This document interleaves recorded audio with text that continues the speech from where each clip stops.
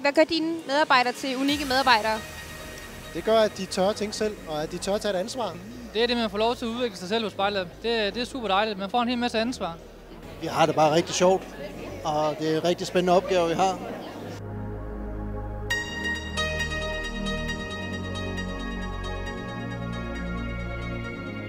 De er nemmere at tale med, og det bliver ikke gjort vanskeligere, end det nødvendigvis er. Jeg tror, de har en fin finansiel fremtid. Hvis de kan holde snuden i sporet med det, de har gang i nu, så skal det nok gå den godt også fremover. Det er en dårlig virksomhed at være advokat for, de har jo ingen problemer, jeg sådan skal løse. Så nej, det går skidt. Ja, det er godt. Ja. Hvad er noget af det bedste ved at samarbejde med den virksomhed? Ja, de forstår jo SIA.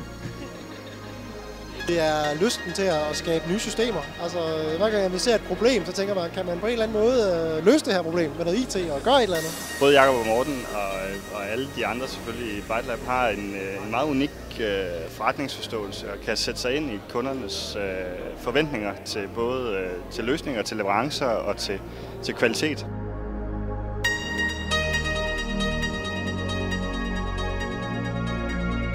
Med det samarbejde, vi har haft med BiteLab, så er der ingen grund til, at vi ikke skulle fortsætte det og også involvere det med nogle nye projekter, vi går i gang med.